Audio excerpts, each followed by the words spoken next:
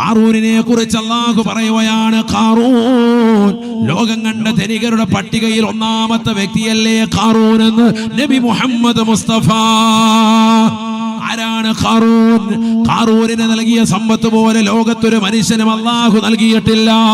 നീ മനസ്സിലാക്കിയതുപോലെ കേരളത്തിലെ ഏറ്റവും വലിയ ധനാഢ്യനായ എം.എ. യൂസുഫ് അലിയെ പോലെ എനിക്കൊന്നാകണമെന്നുള്ള അടങ്ങാത്ത ആഗ്രഹത്തിൽ രാപകല് പാടത്തും പറമ്പത്തും പട്ടിണി കിടന്നുകൊണ്ട് പണിയെടുക്കുന്ന, പ്രവാസ ലോകത്ത് എല്ലുമുറുകെ പണിയെടുക്കുന്ന പ്രിയപ്പെട്ട സഹോദര, ഒരിക്കലും നിനക്ക് അത്തരത്തിലുള്ള തലത്തിലേക്ക് എത്താൻ സാധിക്കില്ലെങ്കിലും നിന്റെ ജീവിതത്തിൽ വലിയതാകുന്ന താല്പര്യവും അതിനുവേണ്ടിയുള്ള പരിശ്രമവും നീ നടത്തുന്നുണ്ട് എങ്കിൽ അറിയണേ പ്രിയപ്പെട്ട മുസ്ലിമേ, മുസ്ലിമത്തെ, സ്വന്തം ഭർത്താവിനെ കൊണ്ട് എല്ലുമുറകെ പണിയെടുപ്പിക്കുന്ന മണ്ണുംകുടിയിലുള്ള പ്രിയപ്പെട്ട സഹോദരി, നീ പഠിച്ചു വെക്കേണ്ട പാഠമാണ്. ആരാണ് ഖാറൂൻ? ലോകം കണ്ട ഏറ്റവും വലിയ ധനികനായിരുന്നു എന്ന് നബി മുഹമ്മദ് മുസ്തഫ. ആരാണ് ഖാറൂൻ? 72 ഒട്ടകങ്ങൾക്ക് വഹിക്കാൻ മാത്രമുള്ള നിധി കുംഭാരങ്ങളുടെ താക്കോൽ കൂട്ടമുണ്ടായിരുന്നു ഖാറൂൻ എന്ന ലോകം കണ്ട ഏറ്റവും വലിയ മുതലാളിക്കെന്ന് വിശുദ്ധമായ ഖുർആൻ. മനസ്സിലാക്കണം, 72 ഒട്ടകങ്ങൾക്ക് വഹിക്കാൻ മാത്രമുള്ള നിധി കുംഭാരങ്ങളുടെ താക്കോൽ കൂട്ടം. താക്കോല് എത്ര ഒട്ടകങ്ങൾ വഹിക്കും? 72 ഒട്ടകം. ഒരൊട്ടകം എന്ന് പറഞ്ഞാൽ 2 നാഷണൽ പെർമിറ്റ്, 2 വണ്ടി ലോറി നമ്മൾ പറയത്തില്ല, വലിയ ലോറികൾ രാത്രി പോകുന്നവരായിട്ടില്ല, വലിയ ലോറി. അങ്ങനത്തെ വലിയ ലോറിക്കുള്ളതാകുന്ന 2 ലോറിയുടെ വെയിറ്റ് വരെ ഒട്ടകം വലിച്ചുകൊണ്ട് പോകും. ഒട്ടകത്തിനൊന്നും വിഷയമൊന്നുമല്ല. അപ്പൊ 72 ഒട്ടകങ്ങൾക്ക് വഹിക്കാൻ മാത്രമുള്ള നിധികളല്ല, സ്വർണവും വെള്ളിയുമല്ല, രത്നങ്ങളും പവിഴങ്ങളും ഒക്കെ സൂക്ഷിച്ചു വെച്ചിട്ടുള്ളതാകുന്ന അതിൻ്റെതാകുന്ന താക്കോൽ കൂട്ടം തന്നെ 72 ഒട്ടകങ്ങൾക്ക് വഹിക്കാൻ മാത്രം ഉണ്ടായിരുന്നു. ഖുർആൻ വ്യാഖ്യാതാക്കൾ പറയാണ്, സുബ്ഹാനല്ലാഹ്. അപ്പൊ എത്രയാണ് പൈസ അവന്റെ, എത്രയാണ് കാശ്? ഇവിടെ ആകെ 10 ലക്ഷം രൂപയും ഉണ്ട്, ലോകം കണ്ട ജാടയും. അല്ലാഹു നമ്മളെ കാക്കുമാറാവട്ടെ. നമ്മുടെയൊക്കെ അവസ്ഥ അതാണ്. നടത്തും ഇരുപ്പും കൂട്ടും സൂട്ടൊക്കെ ഇട്ട് നടക്കുന്ന കണ്ടു കഴിഞ്ഞാൽ പടച്ചവനെ, അല്ലാഹു നമ്മളെ കാക്കുമാറാവട്ടെ. ഒരു മൈൻഡും ഇല്ല, അസ്സലാമു അലൈക്കും ഇല്ല, വലൈക്കും അസ്സലാമും ഇല്ല. ഭയങ്കര കാശുകാരനാണ് മുതലാളി എന്ന് പറഞ്ഞ നടക്കുന്നത്. മുതലാളി കേട്ടോ, ഇതിനു മുമ്പ് ഒരു മുതലാളി ഇവിടെ വന്നു പോയിട്ടുണ്ട്. ഖുർആൻ പറയുന്നു ആ മുതലാളിയുടെ പേരാണ് ഖാറൂൻ. എന്തു പറ്റിയവൻ? അവസാന സമ്പത്ത് കൊണ്ട് അഹങ്കരിക്കുകയാണ്, പടച്ചറബിനെ മറക്കുകയാണ്, ഇബാദത്തില്ല, നമസ്കാരമില്ല, തഖ്വയില്ല, കള്ളുകുടിയാണ്, ലഹരി തുണയാണ്. തന്റെ പ്രിയപ്പെട്ടതാകുന്ന നാട്ടിലുള്ള സുന്ദരികളാകുന്ന പെൺകുടികളുടെ മാനത്തിന് സ്വർണ്ണ നാണയം കൊടുത്തിട്ട് വില പറയാ തുടങ്ങിയത്രേ. ഖാറൂൻ എന്ന ലോകം കണ്ട ഏറ്റവും വലിയ പണക്കാരനാകുന്ന തെമ്മാടിയായ മനുഷ്യൻ അവൻ ചെയ്ത നീചവൃത്തിയാണ്. നാട്ടിൽ മുഴുവനും അരാജകത്വം സൃഷ്ടിക്കുകയാണ്, നാട്ടിൽ മുഴുവനും വ്യഭിചാരത്തിന് തിരികൊളുത്തുകയാണ്. വിചാരത്തിന് തിരികൊളുത്തി സമ്പത്ത് കൊടുത്തിട്ട് ചെറുപ്പക്കാരുടെ കൈ കൊടുത്തിട്ട് വരടാ സ്വർണ്ണ നാണയം. ഇഷ്ടമുള്ള പെണ്ണുമായിട്ട് പോയി രതിക്രേണയിൽ ഏർപ്പെട്ടോ, മതിച്ചോ, എവിടെ വേണമെങ്കിലും പൊയ്ക്കോ, അവനിറക്കി വിടാൻ. എല്ലാവർക്കും പൈസ ഇങ്ങനെ വാരിക്കൊടുക്കുക, ആശിഷ്ടം പോലെ. അവനെ കുറിച്ചാണ് നബി സല്ലല്ലാഹു അലൈഹി വസല്ലം തങ്ങൾ പറഞ്ഞത്, മണിക്കൂറിൽ ചെരുപ്പ് മാറ്റും, മണിക്കൂറിൽ ഡ്രസ്സും ചേഞ്ച് ചെയ്യും, പിന്നെ ആ ഡ്രസ്സ് ഇടത്തില്ല. എല്ലാ ഓരോ മണിക്കൂർ കൂടുമ്പോൾ ഡ്രസ്സ് മാറ്റുക, ഓരോ മണിക്കൂർ കൂടുമ്പോൾ ചെരുപ്പ്. കാരണം കാശിഷ്ടം പോലെ എന്താ ചെയ്യേണ്ടതെന്ന് അറിയാൻ മേല, കാശ് എന്ത് ചെയ്യണമെന്ന് അറിയാൻ മേല, അതുപോലെ കാശ് വന്നിരിക്കാൻ. ഇന്ന് നമ്മൾ ആ ഒരു അവസ്ഥയിലേക്ക് പോവാൻ. ഇന്നിപ്പോ ഇരിക്കുന്ന ആളുകൾക്കൊക്കെ നമുക്ക് എത്ര കോട്ടും സൂട്ടും ഉണ്ട്, എത്ര താകുന്ന പാൻസ് ഉണ്ട്, എത്ര ഷർട്ട് ഉണ്ടെന്ന് ചോദിച്ചാൽ ആചാർക്ക് വല്ലതും അറിയോ? ഒരറിവുമില്ല. മുമ്പ് അറിയായിരുന്നു. മുമ്പ് രാത്രിയിൽ ഇട്ടത് പകലിട്ടത് രാത്രിയിൽ ഒക്കെ തിരുമ്പി ഉണക്കിയിട്ടിട്ട് റെഡിയാക്കിയിട്ട് ഇസ്തിരി ഇട്ടിട്ട് രാവിലെ അത് തന്നെ ചിലപ്പോൾ ഇട്ടെന്നിരിക്കും. അങ്ങനെ കഴിഞ്ഞു പോയൊരു കാലഘട്ടമുണ്ട് 30-40 കൊല്ലങ്ങൾക്ക് മുമ്പ്. ഇപ്പൊ കണക്കില്ല, ഇഷ്ടംപോലെ വെച്ചിരിക്കാൻ. ഇടാത്ത ഡ്രസ്സാണ് ഉസ്താദേ കൂടുതൽ. ശരിയല്ലേ? ജീവിതത്തിൽ ഇടാത്ത ഡ്രസ്സാ കൂടുതൽ. അലമാരിക്കുള്ളിൽ ഇങ്ങനെ അട്ടിക്കിട്ട് വെച്ചിരിക്കുകയാണ്. എന്നാ ഏതെങ്കിലും ഒരു പാവപ്പെട്ടവന് കൊടുക്കുമോ? ഒരു പൈസ കൊടുക്കൂല. വലിയ വലിയ അല്ലാഹു മുളക്കാക്കട്ടെ. മുമ്പ് ചെരുപ്പ് ഒന്നില്ലെങ്കിൽ ഒരു ഹവായി ചെരുപ്പ് ഉണ്ടാകും, ഒരു നല്ല കൊള്ളാവുന്ന ചെരുപ്പ് ഉണ്ടാവും. ഇപ്പൊ എത്ര ജോഡി ചെരുപ്പുണ്ട് ആചാർക്ക്? സുബ്ഹാനല്ലാഹ്. ഷൂസ് തന്നെ 5-6 ഉണ്ട്. ചെരുപ്പ് പല മോഡൽ ചെരുപ്പ്. ഉംറയ്ക്ക് പോകാൻ സെപ്പറേറ്റ്, അല്ലാത്തതിന് ഇഷ്ടം പോലെ ഇങ്ങനെ ഇരിക്കുക ഇഷ്ടം പോലെ. അലമാരയിൽ ഡ്രസ്സ് വെക്കുന്നത് പോലെ ഇപ്പോൾ ചെരുപ്പ് വെക്കാൻ വരെ അലമാര ഇറങ്ങിയിരിക്കുകയാണ് അല്ലേ? ഇപ്പൊ ഓൺലൈനായിട്ട് വരെ ബുക്ക് ചെയ്തുകൊണ്ടിരിക്കാൻ. പാമ്പ് കയറാതിരിക്കാൻ ഇങ്ങനെ പൂട്ടി വെക്കാൻ പറ്റുന്നു, അങ്ങനെ പൂട്ടി വെക്കാൻ പറ്റുന്നു, ഭിത്തി വെക്കാൻ പറ്റുന്നു, അല്ലാത്തൊക്കെ. കാരണം ഇഷ്ടംപോലെ ഷൂ റാക്കുകളായി മാറി. കാരണം എന്താ? അത്രയേറെ ചെരുപ്പുണ്ട്. ഏറ്റവും വലിയ രസാവഹം, ഈ ഷൂറാക്കിൽ വെച്ചിരിക്കുന്ന ചെരുപ്പിലേക്ക് ഇന്ന് വരെ അതൊന്നും എടുക്കുകയോ അതിലേക്ക് തിരിച്ചു വെക്കുകയോ ചെയ്യുന്നത് കണ്ടിട്ടില്ല. അത് കൊണ്ടുവന്ന് ഫിറ്റ് ചെയ്തപ്പോൾ തന്നെ അതിൽ നിറഞ്ഞിട്ടുണ്ട്. അതിന്റെ പുറത്തൂടെ ഇങ്ങനെ കവിഞ്ഞൊഴുകി ഇപ്പുറത്തെത്തിയിട്ടുണ്ട്. അത്രയേറെ ചെരുപ്പ് ഇവിടെ വന്നിട്ടുണ്ട് അവർക്ക്. മുമ്പ് അങ്ങനെയല്ല. പണ്ടൊരു ഹവായി ചെരുപ്പ് കൊണ്ട് അത് വെളുപ്പിച്ച് അതിൻ്റെതാകുന്ന തള്ളവിരലിന്റെ ഭാഗത്തൊരു കുഴി വന്ന്, നടുവിരലിന്റെ ഭാഗത്ത് അതിനേക്കാൾ വലിയൊരു കുഴി, ഇടുന്നതാകുന്ന മടമ്പിന്റെ ഭാഗത്ത് അതിനേക്കാൾ വലിയ കുഴി, എന്നിട്ട് ഹാജിയാർ ഇതിങ്ങനെ തേച്ചൊരച്ച് കഴുകി വൃത്തിയാക്കി കുളിക്കുന്ന സമയത്ത് അതിട്ടുകൊണ്ട് നടന്ന ഒരു കാലമുണ്ട്. ഇന്ന് വർഷങ്ങൾ ഇപ്പുറത്തോട്ട് എത്തിയപ്പോൾ ചെരുപ്പിന്റെ ആധിക്യം കൂടി. ഞാൻ പറയാണ്, നമ്മുടെ സമ്പത്ത് നമ്മൾ പോലും അറിയുന്നില്ല. എന്നിട്ട് നമ്മൾ പള്ളിയിലേക്ക് വരുമ്പോൾ ഹാജിയാരെ ബക്കറ്റിൽ എന്തെങ്കിലും ഇടുന്ന് പറയുമ്പോൾ എന്താ നമ്മൾ ഇടുന്നത്? 10 നോട്ട്. അത് നേരത്തെ എടുത്തു വെച്ചിട്ടുണ്ട്, 10 നോട്ട്. പള്ളിയിലെ ബക്കറ്റിലും പള്ളിയിലേതാകുന്ന പിരിവും അല്ലെങ്കിൽ ഇത്തരത്തിലുള്ള പിരിവുകൾക്കൊക്കെ നമ്മൾ കൊടുക്കുന്ന പിരിവ് അന്നും ഇന്നും 10 ആണോ അല്ലയോ? ആണ്. അതിന് മേലോട്ടൊരു നോട്ട് ആ വിഷയത്തിൽ കണ്ടിട്ടില്ല. നമ്മുടെ അവസ്ഥയാണ് പറയുന്നത്. നമ്മളത് കാരണം എന്താ? മനസ്സ് പോലെയാണ്. നമ്മുടെ മനസ്സ് കുടുസാണ്. പൈസ ഇല്ല എന്നാണ് അപ്പോഴും ഒരു ചിന്താഗതി. പിന്നെ അങ്ങനെ പടച്ചറബ് തരും. നമ്മളിൽ എത്ര പേരാണ് 100 രൂപ ആഴ്ചയിൽ വെള്ളിയാഴ്ച ബക്കറ്റിൽ പള്ളിയിൽ ഇടുന്നത്? എത്ര പേരുണ്ട്? ഇത് ചിന്തിച്ചോ. ഏത് പള്ളിയിലായിക്കോട്ടെ, നമ്മൾ നിസ്കരിക്കാൻ പോകുന്ന എവിടെ ആയിക്കോട്ടെ, 4 വെള്ളിയാഴ്ച നമ്മൾ ഇട്ടാൽ 4 പങ്കെടുക്കും. 4 വെള്ളിയാഴ്ച ആകുമ്പോൾ 400 നിന്റെ കയ്യിൽ നിന്ന് പോയുള്ളൂ. പക്ഷെ അതിന്റെ എത്ര ഇരട്ടി അള്ളാഹു തരും. നമ്മളിപ്പോ എത്ര ഇടുന്നത്? 10 രൂപ, 40 രൂപയാണ് അതുവരെ ഇട്ട്. ഇതെന്നാ ഇടാൻ തുടങ്ങിയത്? ഹാജിയാർ കാശില്ലാത്ത കാലഘട്ടത്തിലും ഈ 40 രൂപ, കാശുള്ള കാലഘട്ടത്തിൽ ഈ 40. അതാണ് ഞാൻ ഈ പറയുന്നത്. കാശുള്ള കാലഘട്ടത്തിലും ഒന്ന് മാറ്റിപ്പിടി. അതില്ല, നമ്മൾ അതിന് റെഡിയല്ല. നമ്മളിപ്പോഴും ഫിരോന്റെ സ്വഭാവമാണ്. അള്ളാഹു നമ്മളെ കാക്കുമാറാവട്ടെ. ആൾക്കാർക്ക് കൊടുക്കാനും പള്ളിക്ക് കൊടുക്കാനും ഒക്കെ നമുക്ക് ഭയങ്കര വിഷയം. എന്നാ റോഡിലോട്ട് ഇങ്ങോട്ട് ഇറങ്ങിയിട്ട് ഇവിടെയുള്ളതാകുന്ന എന്തെങ്കിലും ഒരു മിഠായി വാങ്ങാൻ ചന്തയിൽ പോയിട്ടൊരു ഐസ്ക്രീം വാങ്ങാമെന്ന് 10 രൂപയ്ക്ക് കിട്ടുമോ? 30 രൂപ, 40 രൂപ, 50 രൂപ ആചാര്യ കൊടുക്കാൻ റെഡിയാണ്. പിള്ളേർക്ക് ഐസ്ക്രീം കൊടുക്കുക. എത്ര പിള്ളേരുണ്ട്? 5 പിള്ളേർ ആയിക്കോട്ടെ, എന്നാ ബിസ്മില്ല 150 രൂപ, 30 രൂപയുടെ ഐസ്ക്രീം വേഗം കൊടുക്കാൻ.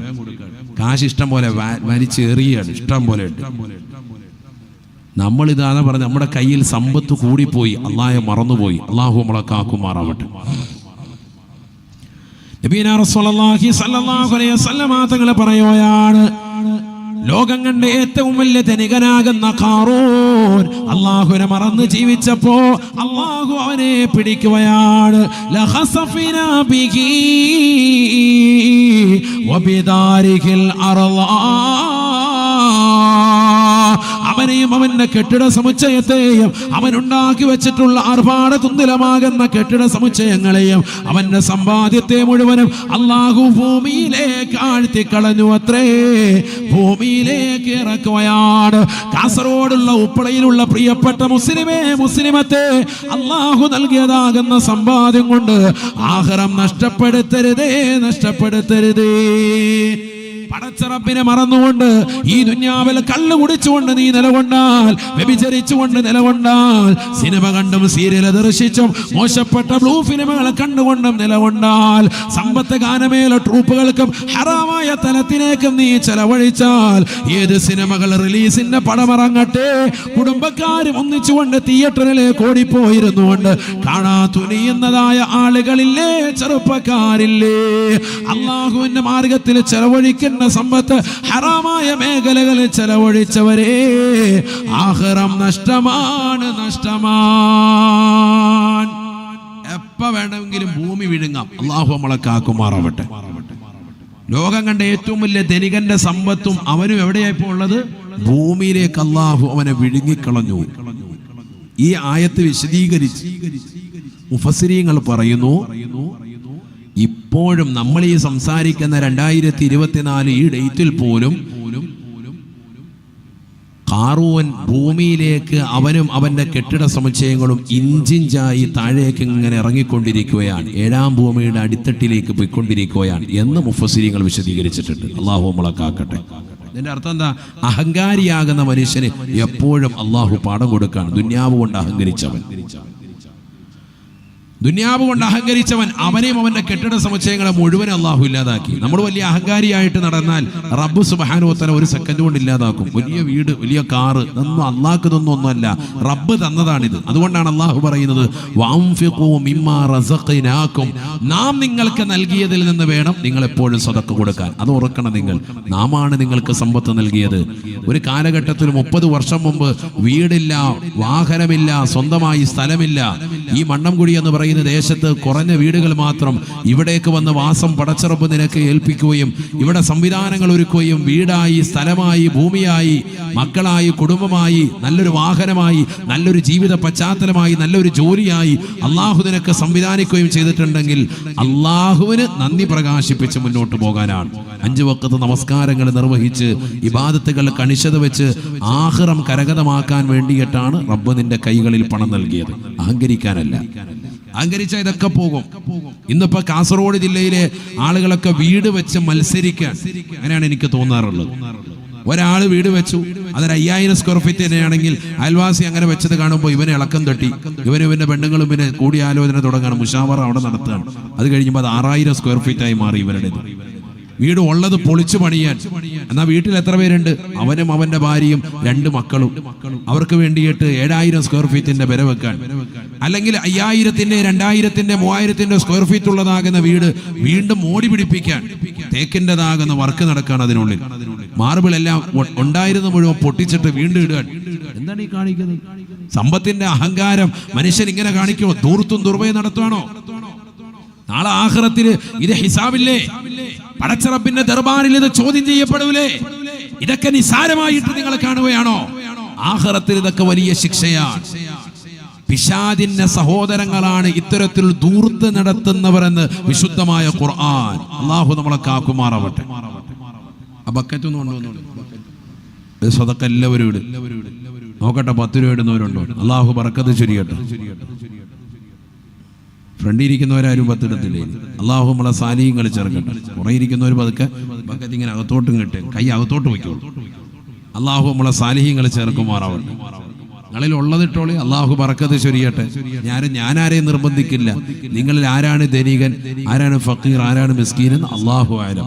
നമ്മുടെ കൈകളിൽ ഉള്ളത് കൊടുക്കിൻ. അള്ളാഹു ബറക്കത്ത് ചൊരിയട്ടെ. ഒരു 100 രൂപ ഇട്ടതുകൊണ്ട് നമുക്ക് ഒരു കുറവും വരൂല. ആഖിറത്തിൽ വലിയ അത് കൂലിയായി മാറും. അള്ളാഹു സ്വീകരിക്കുമാറാവട്ടെ. നല്ല നിയ്യത്തിൽ ഇൻഷാ അല്ലാഹ് ഇട്. അള്ളാഹു സ്വീകരിക്കട്ടെ. മുസ്തഫ വാസിദ് ഇഖാമ തംബിഹി زرت حميم زاويا عن قلبك زلزال زال لا إله إلا الله لا إله إلا الله محمد رسول الله. അല്ലാഹു ഞങ്ങളുടെ സദഖകൾ നീ സ്വീകരിക്കണേ അല്ലാഹ്. എന്ത് ലക്ഷ്യത്തിലാണോ ഈ സദഖ നൽകുന്നത്? ആഖിറത്തിലേക്ക് ഉപകാരമുള്ളതാക്കണേ അല്ലാഹ്. ആ ലക്ഷ്യങ്ങൾ പരിപൂർണമായി പൂവണിയിക്കണേ അല്ലാഹ്. അപകടങ്ങളെ തൊട്ട് ദുരിതങ്ങളെ തൊട്ട് കാവൽ നൽകണേ അല്ലാഹ്. പരലോക ജീവിതത്തിൽ സന്തോഷവും റാഹത്തും നൽകണേ അല്ലാഹ്. വിഷമങ്ങളെല്ലാം നീക്കണേ അല്ലാഹ്. റാഹത്തായ ജീവിതം സാധ്യമാക്കണേ അല്ലാഹ്. കടബാധ്യതകളിൽ നിന്ന് സംരക്ഷണം നൽകണേ അല്ലാഹ്. ഉള്ള കടങ്ങൾ വീട്ടാനുള്ള മാർഗങ്ങൾ തുറസാക്കണേ അല്ലാഹ്. ഒരുപാട് ഉദ്ദേശ ലക്ഷ്യങ്ങൾ ഞങ്ങൾക്കുണ്ട്. ഈ മജ്‌ലിസിൽ തന്നെ പങ്കെടുക്കുന്നത് മുറാദുകൾ ഹാസിലാകാനാണ്. ഞങ്ങളുടെ സദുദ്ദേശങ്ങൾ പൂർത്തീകരിക്കണേ അല്ലാഹ്. ഇവിടെ അടക്കം ചെയ്യപ്പെട്ടിട്ടുള്ള സയ്യിദത്ത് മുത്തുബീബി റളിയല്ലാഹു അൻഹാ മഹദി അവരുടെ ദറജ ഉയർത്തണേ അല്ലാഹ്. അവരുടെ പൊരുത്തം ഞങ്ങൾക്ക് നൽകണേ അല്ലാഹ്. അവരുടെ മദദിലായി, ഹിഫ്ളിലായി, ഹിമായത്തിലായി ഞങ്ങളുടെ ജീവിതം വഴി നടത്തണേ അല്ലാഹ്. അവരുടെ തണലിലായി മരണവും സാധ്യമാക്കണേ അല്ലാഹ്. ഏതെല്ലാം ലക്ഷ്യങ്ങൾ ഞങ്ങളുടെ മനസ്സിലുണ്ടോ ആ മുറാദുകൾ മുഴുവൻ ഹാസിലാക്കി തരണേ അല്ലാഹ്. ആഖിബത്ത് നന്നാക്കി നൽകണേ അല്ലാഹ്. അല്ലാഹു നമ്മുടെ സദഖകൾ സ്വീകരിക്കട്ടെ. അല്ലാഹു സ്വീകരിക്കുമാറാവട്ടെ.